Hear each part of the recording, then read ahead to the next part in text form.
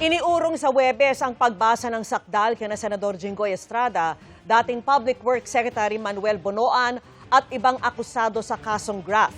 Hiniling din ni Estrada na huwag na siyang posasan at pagdamitin ng pangpreso tulad kanina. Nakatutok si Joseph Moro. Hindi tulad kahapon nang bitbitin siya ng mga umarestong tauhan ng pulisya. Nakaposes na nang dalhin kanina sa Sandigan Bayan si Senador Jinggoy Estrada. Suot na rin niya ang uniformeng may tatak na PDL o Person Deprived of Liberty nang iharap siya sa 2nd Division ng Anti-Graft Court. Narito muli siya para basahan sana ng sakdal para sa 213 million peso graft case na hiwalay pa sa kasong plunder na hawak ng 5th Division. Ngayon din hiniling ng kampo ni Estrada na kung maaari raw ay wag na siyang posasan at pasuotin ng uniforme ng BJMP. Pinagkokomento muna ng korte ang ombudsman bago sila magdesisyon dito.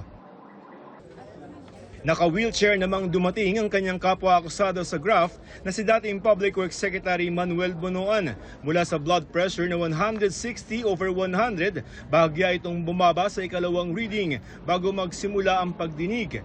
Habang kinukunan ng presyon si Bonoan ay biniro siya ni Estrada na tataas daw ang presyon ng dating kalihim kung makikita nito si dating DPWH Undersecretary Roberto Bernardo.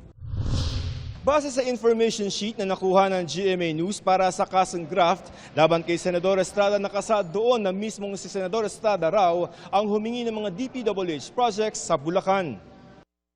May hiningi umunong lampas 300 million pesos na halaga ng mga proyekto sa Estrada sa 1st District ng Bulacan at kalahating bilyong piso mula sa iba pang lugar sa probinsya.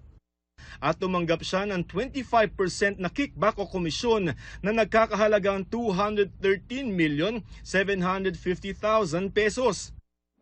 Ang kaso na yan ang hiniling ng kampo ni Estrada na ibasura ng 2nd Division pero nakabinbin pa rin ito sa korte. Hindi pa nakakarating sa ombudsman ang mosyon kaya humingi pa ng panahon ng ombudsman para sagutin ito. Dahil dito, nireschedule na lamang ang pagsasakdal ni Estrada at Bonoan sa June 4. Ayon sa kanyang abogadong si Attorney Noel Austria, hihiling ang senador kung maaari siyang dumalo sa arraignment sa pamamagitan ng video conferencing sa halip na pisikal na pumunta sa Sandigan Bayan na makakaapekto sa pagdalo niya sa mga sesyon sa Senado. Tila paghahanda kung sakaling magkaroon ng bagong rule sa Senado na pwedeng dumalo sa mga pagdinig ang mga nakadeteneng senador. Ayon kay Sandigan Bayan Presiding Justice at 2nd Division Chairperson Geraldine Econg, pwede ang video conferencing sa mga proseso ng korte pero hindi raw nila pwedeng diktahan ang Senado na payagan ang video conferencing.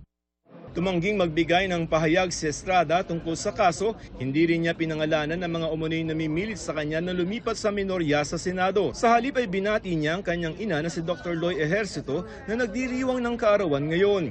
Well, gusto ko lang batiin nanay ko ng happy 96th birthday ngayon. Yun lang, happy birthday ma'am. Balik New Quezon City Jail si Estrada dahil dun sa ikinumit ng Sandigan Bayan 5th Division para sa walang piyansang kaso ng plunder. Si Bonoan ibinalik muna sa PNP General Hospital pagkatapos maghain ng kanyang kampo ng mosyon para sa hospital arrest dahil sa nararamdaman nito. Joseph Morong, Nakatutok 24 Oras.